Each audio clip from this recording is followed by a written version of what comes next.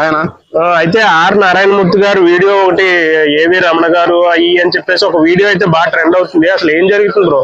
అన్న నారాయణమూర్తి గారు చెప్పింది కరెక్టే అన్న. ఆ రోజుల్లో చదువుకున్నాగానే మనకు వెళ్ళేసరికి ఇంటర్వ్యూ వెళ్ళేసరికి ఇంగ్లీష్ రావాల్సింది అన్నారు కాబట్టి తర్వాత ఇప్పుడు ఈ మధ్య మన ఆంధ్రప్రదేశ్ రాష్ట్రంలో జగన్మోహన్ రెడ్డి ఇంగ్లీష్ మీడియం పెట్టారు.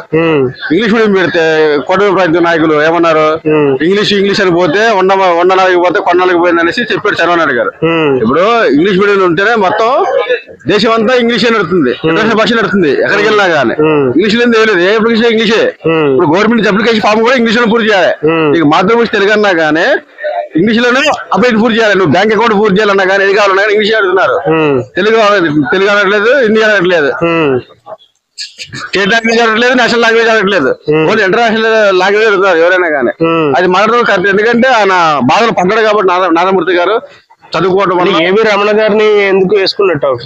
ఎందుకు వేసుకున్నారంటే ఆయన సుప్రీంకోర్టు జడ్జి అయి ఉండి ఇట్లా ఆయన కూడా మోటివేట్ చేయాలి కాబట్టి చేయకుండా సైలెంట్ ఉన్నాడు కాబట్టి వేసుకుంటున్నారు. ఎందుకు వేసుకున్నారంటే అంత పెద్ద హోదాలో ఉండి గవర్నమెంట్లకి నువ్వు ఎందుకు సలహా ఇవ్వలేకపోతున్నావు అనేసి.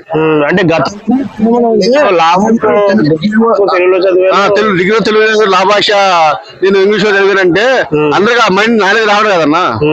అందువల్ల ఏంటంటే మీకు రమణ గారు ఏమన్నారంటే మీరు తెలుగులో డిగ్రీలో చదివాను కాబట్టి చెప్తున్నాడు. ఇప్పుడు అందరికి ఒకేసారి ఇంగ్లీష్ రావాలంటే రాదు కదా అందరికి. ఆయన ఉన్న మైండ్ కి అందరికి అదే మైండ్ ఉంటుంది కదా. అందువల్ల రమణ గారిని ఇట్లా అనడం జరిగింది నారాయణమూర్తి గారు. అంటే ఆయన మాటలో ఇప్పుడు ఎంతవరకు కరెక్ట్ అండి? ఆయన మాటలో 100% కరెక్టేనండి.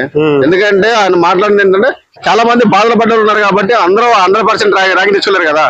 అందరికి 1% ర్యాంక్ కాదు కదా, కొంచెం తక్కువ ఉన్నారు కాబట్టి ఫస్ట్ నుంచి చదువుతా ఉంటే ఇంగ్లీష్ మీడియం అనేది అలవాటు అవుతుంది.